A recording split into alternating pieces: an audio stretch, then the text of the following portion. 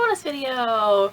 I normally only post on Wednesdays and Sundays, and generally all bookish related, but today we're gonna have a little bonus video of Birchbox versus Ipsy.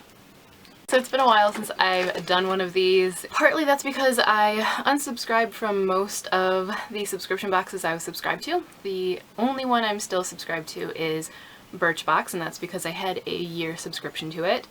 But the others, I was just building up such a collection of stuff that I felt I needed to take a break.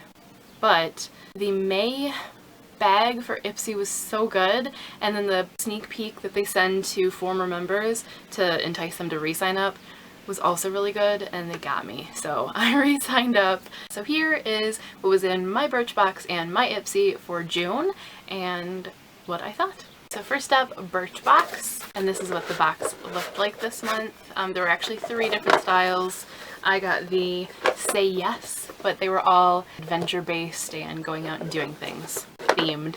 So I have to say, before I even get into it, I really like that they've been doing different pretty boxes instead of just the old standard, that's pencils, colored pencils, instead of just the cardboard box with the pink square. They've been upping their game and having designer boxes every month, and I've liked them. And I especially like that because I reuse them, so it's nice. So in my box this month, there was a bottle of the Beauty Protector Body Wash. To my knowledge, Beauty Protector is known for hair stuff, so not sure how this will play out, but I do really like their hair stuff, and it tends to all smell good. And this is no exception. A Supergoop Everyday Sunscreen SPF 50. Not the hugest fan of Supergoop, but I'll probably try it. Or I might give it to my friend Sam, because I did tell her I would give her a bag of samples for her to try of different things. The Dr. Jart Ceramidin cream, face cream. I don't know too much about it. I have had things from Dr. Jart before, but all I really know is that it's Korean. And I have been wanting to try more Korean brands, so that's fine with me. And I think it's supposed to be for dry skin, so that's definitely fine with me. Toka Eau de Parfum in Isabel. And this one is described as being a chic city girl from Barcelona. Isabel is an unconventional yet remarkable beauty with notes of sangria, Mediterranean orange, Spanish rose, and leather. But all I really smell is rose. I like all of those notes, and I love Toka, so I will definitely use it. But yeah, all I really smell is rose. A Pura Vida lace headband. These never really stay in my hair, but doubled over, it's kind of like the twist tie, hair ties, twist band I think they're called, that I love, and actually it's what I have in my hair right now, so I will certainly give it a try. And then the last thing is a little bit of a kerfuffle. So they were supposed to send every single member a full-size Ico felt eyeliner pen this month, and didn't. They said that it was held up in customs, held hostage in customs is what they said. Now, if you've been subscribed to Birchbox long enough, as I have, you may remember that this has happened before, again with Ico.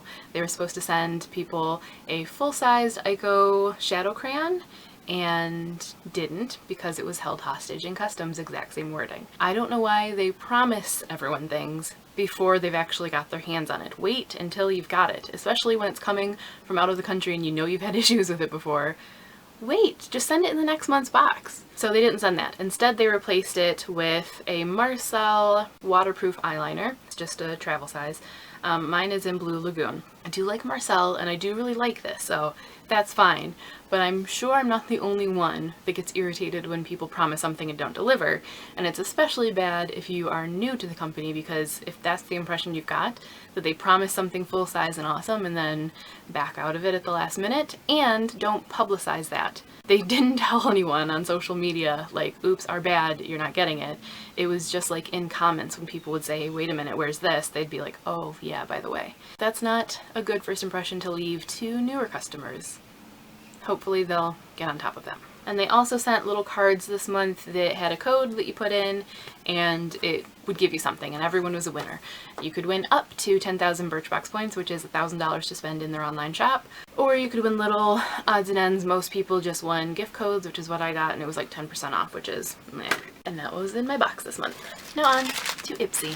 After the amazingness that was the last month, I was really hoping for something to win me over and make me want to keep subscribing to Ipsy this month. But they are very inconsistent, and unfortunately it didn't work out in my favor. So this is the bag this month. It says Ipsy all over it, and then it's like foamy something on the back. It's my least favorite bag that we've ever gotten.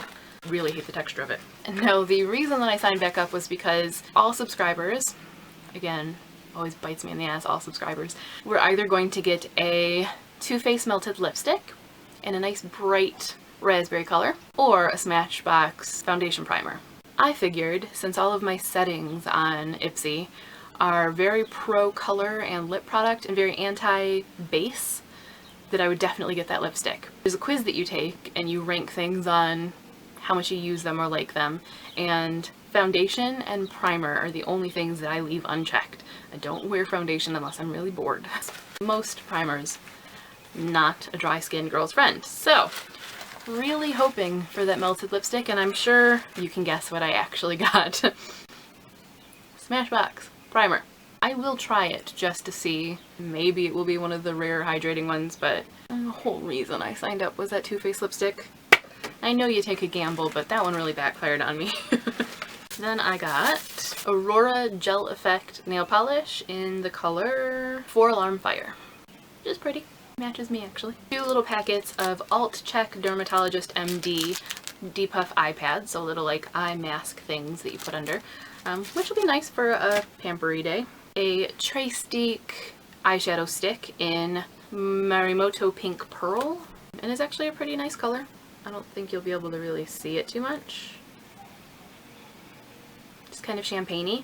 And then the last thing, which is the thing I'm actually excited about, is an IT Cosmetics Universal Color Brow Pencil in Universal Taupe. Which looks like this. It's just a little guy, but nice to try. Has a spoolie on one end and then the color on the other. And it is a little light, I would say, for me, but I like subtle, so that's fine. And that was what I got in my Ipsy. Now I gotta be honest, I don't love when people complain about everything, and I see people that get really angry about when people do complain, but you do have to give feedback. And I didn't love either subscription this month, and I actually did unsubscribe from Ipsy again. I don't feel like they pay attention to the quizzes at all. I don't feel like it's personalized at all. And that is just makes it essentially useless, especially when there are so many repeat brands and they've had some things that were really, really shady quality that it's just not worth the gamble for me, even if they do occasionally have those amazing bags like they did last month. If anyone didn't like their bag from last month, the little canvas makeup bags that said things like "Contents My Life," I will gladly take that off your hands. As for Birchbox, I think they do pay a lot more attention to the personalization, but it still can be kind of hit and miss, and they do sometimes talk big and then not deliver, so that's a little iffy too. I would say the boxes almost tied this month. There was something I really liked in both, but I do have to give it to Birchbox because there were more things that I think I'll actually use out of that one than there was in the Ipsy. And the Ipsy kind of got some points knocked off for just never following the profiles and actually personalizing things to people's needs and uses. But that's it, rant over. Hopefully I won't get sucked into Ipsy again unless I see a really distinct and continued change in the way they do things. But I think actually once my Birchbox subscription is up, I'm probably just going to go with BoxyCharm. Though I'm not subscribed right now. I like it. And Sample Society. So there are other options out there. If Birchbox and Ipsy don't work for you, do some Googling, because there are some really good boxes out there. But that's it for this Sample Box Wars. Let me know what you think of the boxes and which one would have won for you. And if you subscribe to either, did you like your box this month? What was your favorite thing? If you subscribe to any other boxes that you think are amazing, let me know in the comments. And if you like seeing these type of videos, occasional makeup-y things and non-book related things, give it a thumbs up or let me know in the comments so that I will know to keep doing them. But that's all for now. Thanks for watching.